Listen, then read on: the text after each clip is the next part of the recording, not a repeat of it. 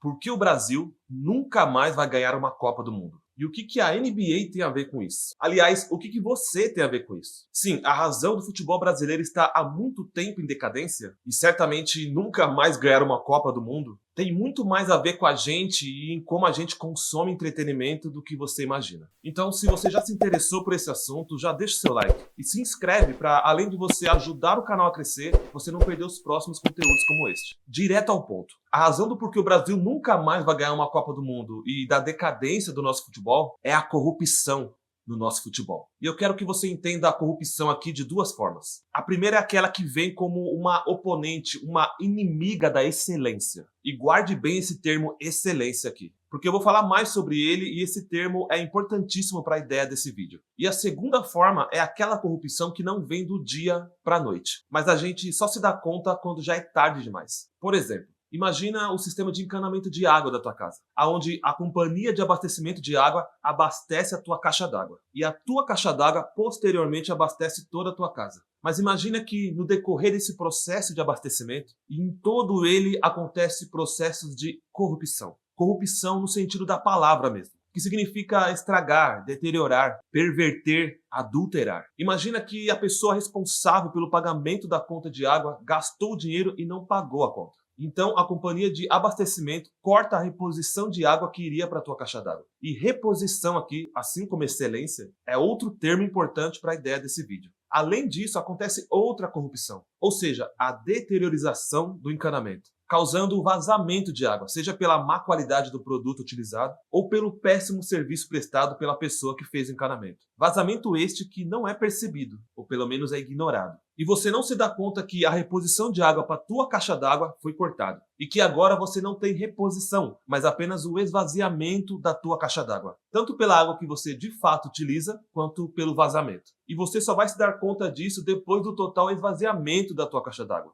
Depois que você não tiver mais nenhuma gota de água saindo das torneiras. E você ainda vai se perguntar o que aconteceu. Mas a verdade é que esse fato não aconteceu do dia para a noite. Mas foi um longo processo de corrupções. Corrupção gera falta de abastecimento. Ou qualquer outro sinônimo que você queira dar como reposição ou renovação, que consequentemente gera falta de excelência. E aqui eu começo a falar o que a NBA tem a ver com esse assunto. Corrupção é algo que existe em qualquer lugar desse mundo, inclusive nos Estados Unidos e na NBA. Corrupção, em todos os seus sentidos, é algo inerente do ser humano. Mas sem viralatice aqui, diferente do brasileiro, o norte-americano consome esporte, sobretudo a NBA aqui, de forma menos fanática e menos religiosa do que nós brasileiros somos fanáticos por futebol. De forma que culturalmente se espera que um simples jogo de basquete se assemelhe a um show que beire a excelência. É assim na música, no cinema e é assim no esporte. Essa cultura da excelência é tão impregnada neles que se eles deixassem que a corrupção frustrasse a qualidade e a excelência dos jogos, até o mais leigo consumidor da NBA diria: o que está acontecendo? Eu vim aqui para ver um show. Eu vim aqui para ver estrelas brilhando, enterradas, cesta do meio da quadra, dribles sensacionais. Eu não vim aqui para ver um jogo ridículo de 0-0 ou 1-1. Eu quero entretenimento. Caso contrário, eu não vou pagar por isso. Foi ali nos anos 80 que a NBA percebeu que os agentes, donos e presidentes das franquias deveriam abrir espaço para o show, para que as estrelas do esporte brilhassem. Porque é por isso que as pessoas estavam dispostas a pagar e consumir. A excelência. E esta excelência da qual a corrupção é inimiga geraria referência. E, consequentemente, abastecimento. Lembra abastecimento ou renovação que eu falei lá atrás? Quem nunca, quando jogou bola quando era criança, não queria ser aquele craque do time? Ronaldo Fenômeno, Ronaldinho Gaúcho, Neymar. A gente sempre tinha o melhor como referência, porque eles eram excelentes. E a NBA é um grande exemplo disso. E ano após ano, ela segue nesse ciclo constante de fabricação de referências. Porque a geração que começou a jogar basquete por causa da referência excelente de Michael Jordan e de muitas outras referências da época, da mesma forma, a geração de hoje tem muitas outras referências excelentes que muitos garotos querem ser e imitar, gerando assim abastecimento, a renovação da excelência e do show. Nós, seres humanos, temos uma atração natural pela excelência. Por mais que muitas coisas tentem corromper essa nossa atração natural pela excelência, nós a desejamos, nos alegramos e nos emocionamos com ela. É assim quando a gente ouve alguém tocar ou cantar muito bem. É assim quando apreciamos um quadro ou uma bela fotografia. É assim quando a gente experimenta um delicioso prato. O nosso paladar logo nos comunica. Isso tá muito bom.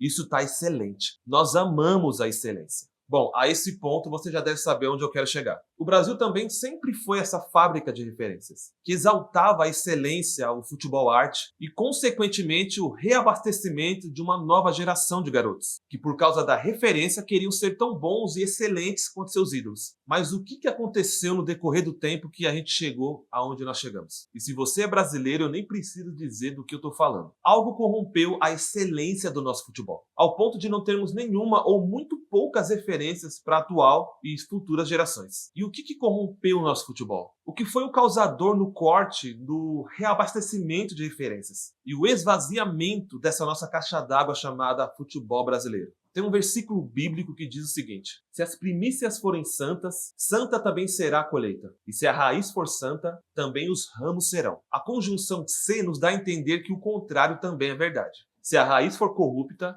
corrupta também será os ramos. Olha o que diz essa matéria. Nas últimas décadas, todos os cartolas da entidade que comanda o futebol foram presos, condenados, banidos ou destituídos do comando por corrupção ou má gestão. Se a gente vê esse nível absurdo de corrupção nos níveis mais altos do nosso futebol, aonde na teoria a fiscalização e a cobrança é maior, o que você espera que aconteça nos níveis mais baixos, aonde a fiscalização é quase zero? O futebol brasileiro é um arquétipo da nossa política, como mesmo mostra aquela série da Netflix chamada O Mecanismo. E como o próprio nome sugere, como um mecanismo, a corrupção precisa, para que ela funcione em níveis maiores, que ela aconteça desde os níveis menores, e vice-versa. Os escândalos de corrupção envolvendo dirigentes e presidentes da CBF é apenas um reflexo do que acontece desde as categorias de base do nosso futebol, e vice-versa. Não existe meritocracia no nosso futebol, e isso já faz muito tempo. Não é o melhor que é convocado, assim como não é o melhor que é selecionado naquela peneira, ou no longo período de teste e passagem do atleta pelo clube. O que define é quem, quanto e quantos vão morder um pedaço dessa pizza, desde as categorias de base até a escalação da seleção brasileira. É definida não pelo talento, pela excelência ou pelo show, mas sim por qual tipo de acordo acontece entre empresários e dirigentes. E aí, quando você assiste um jogo do teu time do coração, você não entende por que aquele pé de rato ainda está jogando no teu time. A corrupção, ela não zela pela excelência. Ela não liga para a decadência de nada. Ela só se importa com o que ela vai ganhar com aquilo. E o que for necessário ela fazer, até abrir mão da excelência em prol do lucro, ela vai fazer. Se eu convocar X jogador, esse jogador vai passar a valer muito mais. Esse lucro vai ser repartido entre várias pessoas, dirigentes, empresários e quem encaminha o próprio jogador. Como eu disse, a corrupção acaba com a excelência. E não havendo excelência, não há referência. E como nós já vimos no nosso exemplo da caixa d'água, não havendo referência, não há o reabastecimento dessa excelência nas novas gerações. A solução para esse problema, assim como aconteceu na NBA, é o brasileiro aprender a ser menos religiosamente torcedor e mais exigentemente consumidor. O que eu quero dizer com isso? A pessoa que é religiosamente torcedora, por mais que a verdade e os escândalos sejam escancarados diante dela, ela continua devota e fiel àquele time ou religião, como se nada tivesse acontecendo. Enquanto a corrupção tiver seus seguidores, fiéis e mantenedores, ela não vai ver razão nenhuma para parar de mamar nessa teta.